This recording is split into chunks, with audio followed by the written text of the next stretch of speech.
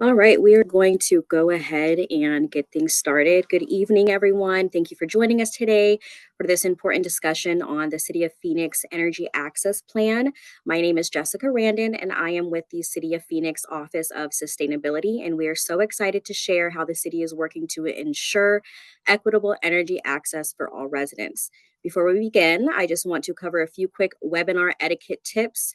Please keep your microphones muted and cameras turned off during the presentation to minimize distractions. This webinar is being recorded. Please keep your camera off if you do not want to be in the video. And if you have questions, feel free to type them into the chat box at any time, and we will address them during the Q&A at the end, at which time you will be invited to turn your cameras on as well as your mics for an open discussion.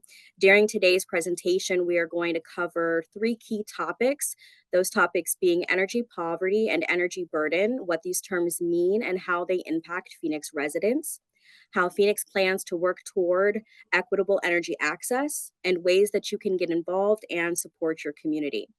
I am pleased to introduce our expert panel for today. We have Carlos Aguiar, our City Energy Manager, Jorge Morales Guerrero, our Community Energy Fellow, and Leheila Curiel, our Energy Programs Facilitator. Thank you again for being here, and let's get started. Take it away, Jorge.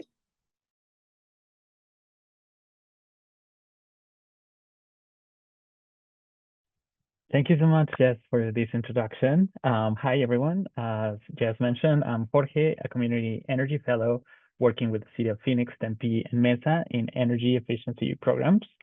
And before we dive deep into the content of the webinar, we would like to do a land acknowledgement.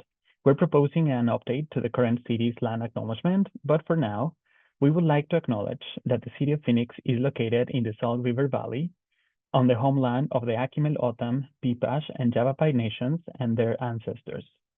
Their care for these lands from time immemorial to the present day allow us to be here today.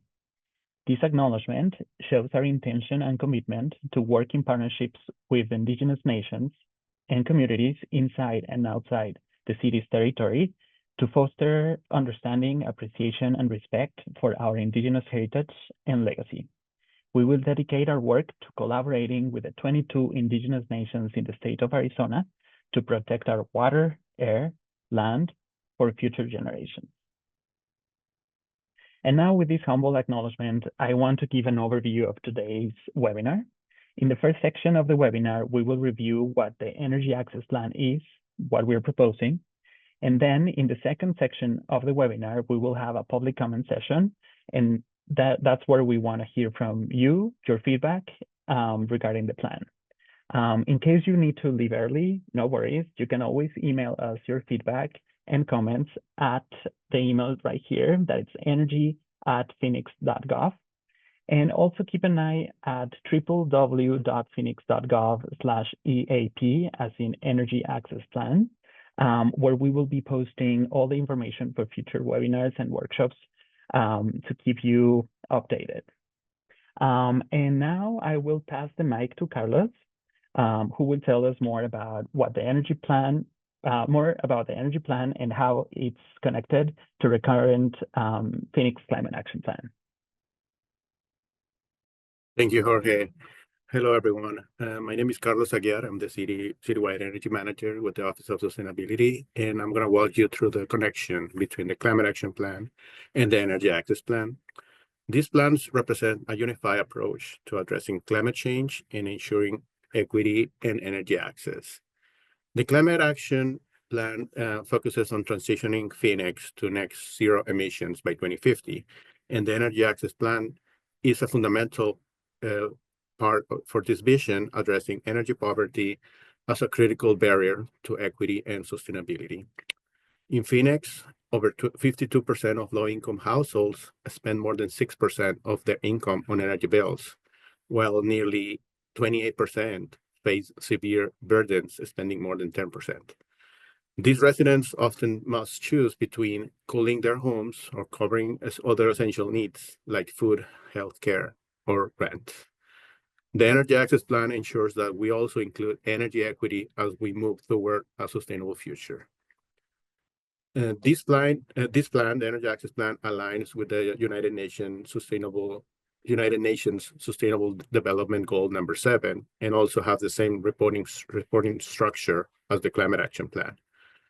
And besides that, there's three primary ways this plan work together. The first one is energy efficiency and renewable energy. The Climate Action Plan emphasizes community-wide solar projects and energy efficiency building retrofits. And the Energy Access Plan complements this by focusing on expanding access to these technologies for low-income households, ensuring affordability. The second one is reducing energy burden. Both plans align with reducing energy consumption citywide. Also, the partnership and infrastructure development, as both both initiatives require close collaboration with key stakeholders such as APS and SRP. In summary, the Energy Access Plan ensures that the Climate Action Plan achieves not only environmental goals, but also equitable outcomes. Together, these plans provide a comprehensive framework for tackling climate change while fostering social and economic equity. Now, Lahela is going to describe what energy burden, energy poverty, and energy burden concepts are, which are key issues the Energy Access Plan seeks to address. Hi, everyone. Thanks again for joining us today. My name is Lahela Guriel. I'm the Energy Program Facilitator at the City of Phoenix, part of the AmeriCorps Vista program. And I'm going to be talking with y'all today about energy burden and what that is and what that looks like here in Phoenix. As Carlos had mentioned, the goal of the Energy Access Plan is to address energy poverty. So I just wanted to break down those terms of energy poverty and energy burden today to ensure we're kind of all on the same page. And so energy poverty describes a situation where a household doesn't have access to or maybe can't afford the energy needed for basic needs like cooling a home, heating a home, or cooking. And energy burden is a way that we're measuring energy poverty. It's that percentage of a household's income that goes toward energy bills like gas or electricity bills. So think APS, SRP, Southwest Gas, those types of bills. And so if a household is spending more than 6% of their income on those kinds of energy bills, they are considered to be experiencing a high energy burden. Same thing applies if the household is spending more than 10% of their income on those energy bills. They're considered to be experiencing a severe energy burden. So we're going to kind of keep this in mind as we look at that table towards the bottom of the screen that shows the number of low-income households within Phoenix experiencing high and severe energy burden. So we can see that of the total households in Phoenix, about a quarter of the homes are considered low income. Now, of those low income homes, over half experience a high energy burden. That's that 7,000 or 79,079 homes. And so of those homes experiencing that high energy burden, that 79,000 number, over half of them actually experience high energy burden at the severe level. And that's that 42,289 households. And so this kind of gives us a context as to how many homes are impacted through energy burden. Next slide, please. Awesome. So here we are seeing two maps that are showing where these areas are in the city. The map on the left in yellow shows areas experiencing that high energy burden in low-income households. And then the map on the right in blue shows areas experiencing severe energy burden in low-income households. And you'll definitely see overlap between these two maps since the households facing that severe energy burden are also accounted for in the high energy burden map. So I'll give you a moment to look at these while I also mention some other ways to look at energy burden that aren't maybe accounted for in that percentage. And so we see that other ways to look at energy burden are through self-reported assessments of someone's ability to keep their house cool during the summer or maybe warm in the winter. Behaviors in a household to limit energy use to keep energy bills down. Maybe a home's access to an AC unit or a heat pump is another way to look at that energy burden, or the number of disconnection notices a household may receive. And so these are just kind of ways to think a bit more dynamically about what energy burden looks like for us. Next slide, please. Awesome. So with this in mind for Phoenix, we can also see in our census data that upwards of 20% of adults in households have been reported unable to pay their energy bill in full within the last 12 months. So this kind of shows us how common the impacts of energy burden are and helps us put into perspective how big an issue energy affordability is for us and maybe the need for something like an energy access plan to address that particular aspect. This is especially true when we're also looking at how energy burden is connected to both heat and health. So no surprise, Phoenix is a hot city. Our summer temperatures are consistently sitting in the 100-degree range, and we're seeing those temperatures rise in summer weather lasting longer. I think we definitely felt it this year. And we're having more days where nighttime temperature is staying above 90 degrees in the city, so it's warm. And this can be especially dangerous for households having a difficult time keeping up with their bills, or households maybe that can't afford to repair or replace their broken AC units, especially on top of situations where people already have to choose between essential bills to pay, like Carlos had mentioned. So grocery bills, rent, mortgage, medical bills. So this image here on the slide shows information from Maricopa County showing that of the 156 heat-related indoor deaths that were reported last year in 2023, 88%, so the large majority, actually happened in homes where an air conditioning was present, but it either was broken or not being used. And so this is able to show us that households who can't afford to maybe repair or replace those AC units are facing more serious health risks. And we've also seen that for low-income families in Phoenix, they typically wait 4 to 7 degrees longer to turn on their ACs compared to wealthier families. So low-income families are facing more uncomfortable household temperatures, which can have a negative impact on health. It can cause stress, anxiety, worsen asthma or COPD, among some of the other health risks. And so these high temperatures and the need for cooling in the city can put residents at risk of that burdensome energy bill, especially for our low-income community members. And so by addressing energy poverty and in the creation of the Energy Access Plan, we're looking to protect resident health, reduce stress, and overall support a thriving Phoenix community. And so with that being said, I'm going to pass it back over to Carlos to talk more on the Energy Access Plan and kind of what's in the works. Thank you, guys. Thank you, Lahela. The Energy Access Plan represents a commitment to creating a more equitable and sustainable future for Phoenix.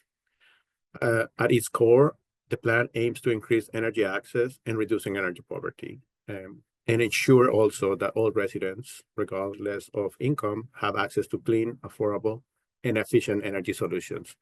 The central goal for the Energy Access Plan is to increase household participation in low-income energy programs to reduce energy burden within the city of Phoenix by 25% by 2030. This is a goal that has been proposed and will be presented to Council for approval in January 2025, making a significant milestone in our effort to address energy equity in Phoenix.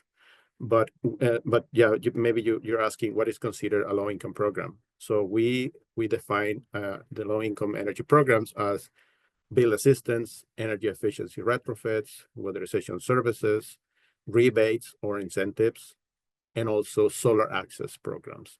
Currently, around 72,000 households participate in a range of low-income energy programs, meaning that we're going to add more than 18,000 households to these programs with the Energy Access Plan. After this goal is set, the pathway to achieve it is we have to shape define the actions and the strategies and partnerships we will need to meet this ambitious goal. And starting next year, we will have community workshops, advisory board consultations, and open dialogue with their residents. This approach ensures that people with most affected by energy burden are at the table, helping us shaping the actions and partnerships we need to address this issue. This is the timeline that highlights the key milestones that brought us to this point, and those important steps we have to follow in order to accomplish and have a finalized climate energy access plan. As you can see, in 2020, the Phoenix joined the C40 cities leadership group.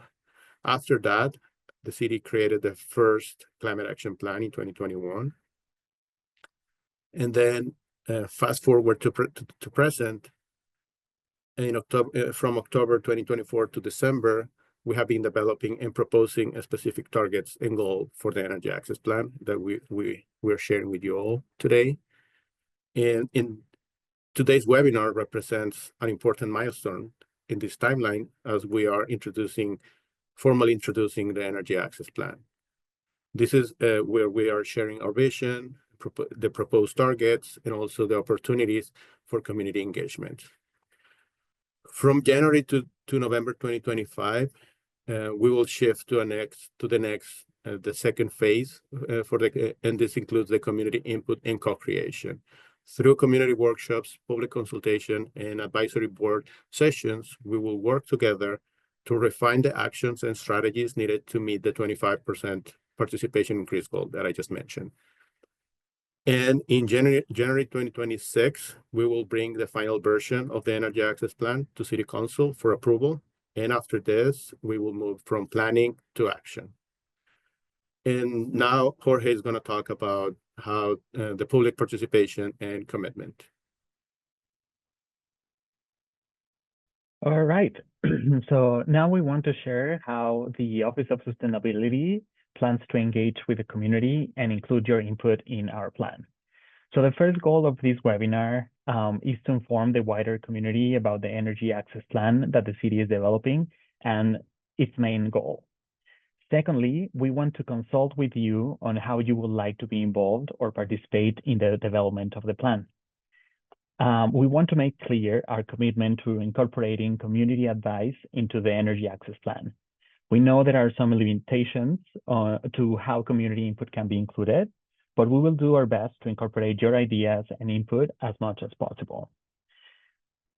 So what we're suggesting is creating a community energy advisory board or a steering committee. This group, led by community members, would provide feedback throughout the energy access plan process. We hope to get a core group that represents at least the 8 districts in the city of Phoenix. Now, if you don't like this idea, or if you have other ideas on how the community can be involved, please feel free to share your suggestions. Our main goal for today is to gather ideas on how to tackle the energy burden in our communities, and we want to hear from you. Also, please remember to send your comments and feedback to energy@phoenix.gov, especially if you're watching the recording of this webinar. Also, let us know if you want to join the Community Energy Advisory Board or if you want to nominate someone for this leadership role.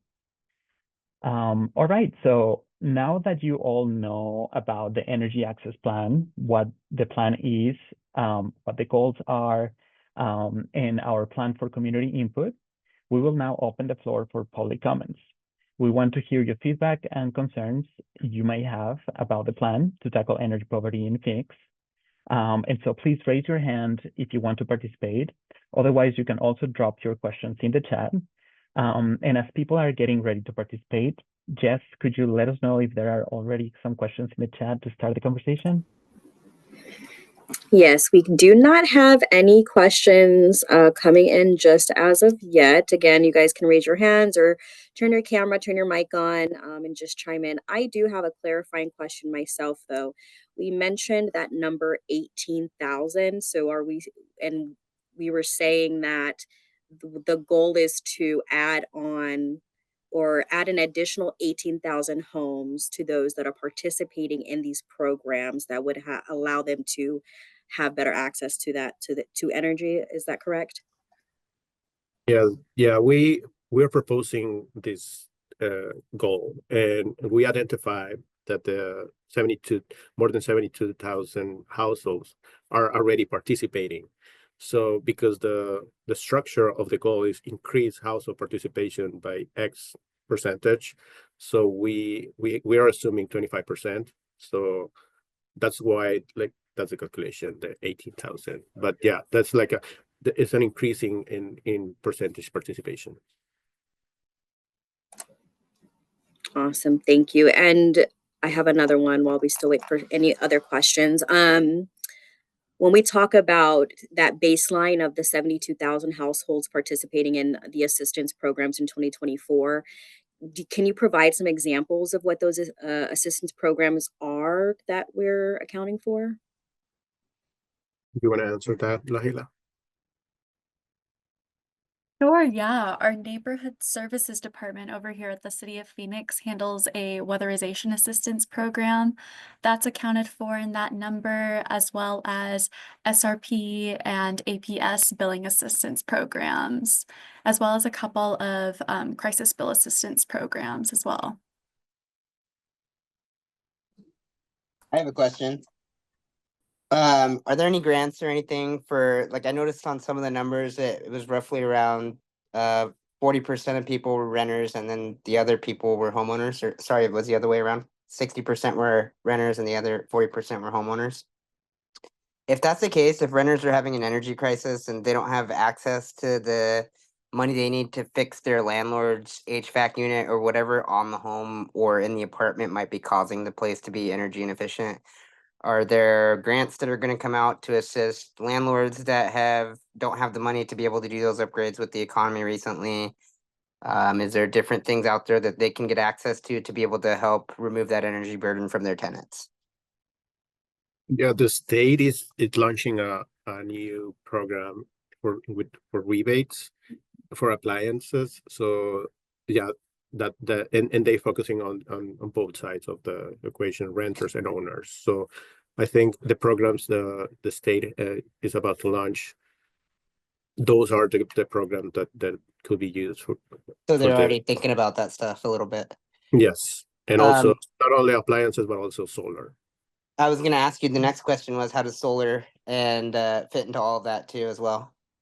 Yeah, and it's again, the state is managing the Solar for All program, and a portion of that is for renters, and they're trying to do like a community solar approach. Oh, So cool. the solar is not there, is not, because if you live in an apartment, you don't have the space Yeah. for solar. So yeah, there's like they're using a community solar approach for that.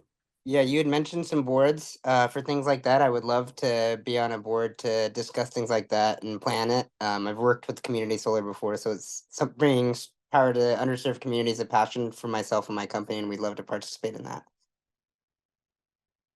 Sure. Yeah. Thank you. Awesome, Navi. Make sure you shoot us an email to energy@phoenix.gov so we can get your information added to that list. Thank you. Absolutely. And I'm just going to shoot out. Go ahead.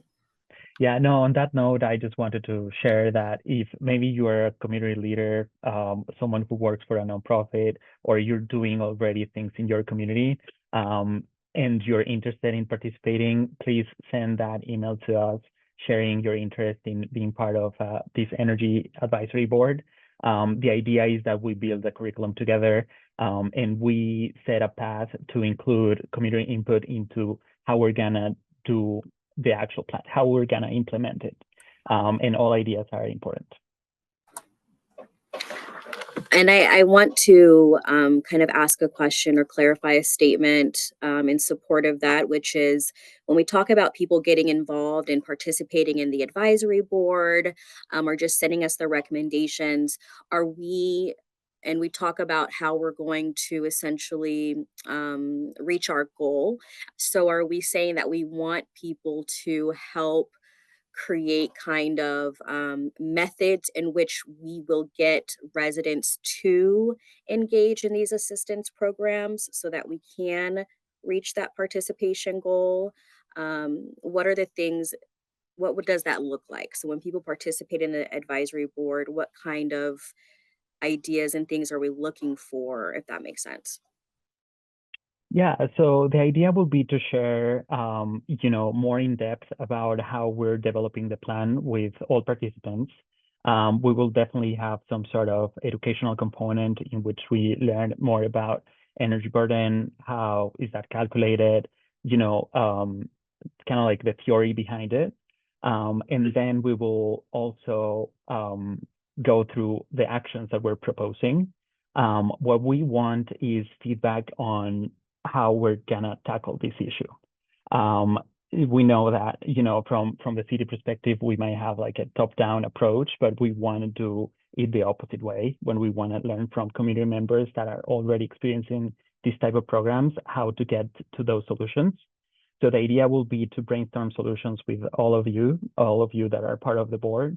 The idea, as I was mentioning, is to have representation from all the city districts, all the 8 districts. And if we have more than 8 participants, of course, we will try to accommodate.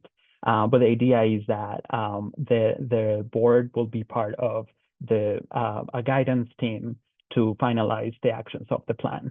And this is just, an initial idea. What we want is also to hear from the community about what's the best way to engage with them. We also want to know probably what's the best way to communicate or inform about new programs or what the city is doing. So the idea is to have, people from the community informing the plan that we're developing. And we do have time for that. The idea is that next year we'll have the whole year to plan because the implementation will happen after 2026. Awesome. Thank you so much. I don't have any questions. We did get what the email is. We dropped the email into the chat if anybody is interested in reaching out to us. And again, Phoenix.gov /EAP is where we will have more event information around workshops and other ways that we are engaging the community. Through that landing page, you can also get to our data page that will just have more information on energy burden, energy poverty, how it affects residents, and some of the educational points that we included in today's presentation. Jorge dropped a link to that page in the chat box as well, if anyone's interested. Just going to give you one more quick moment for any questions that anyone may have or comments.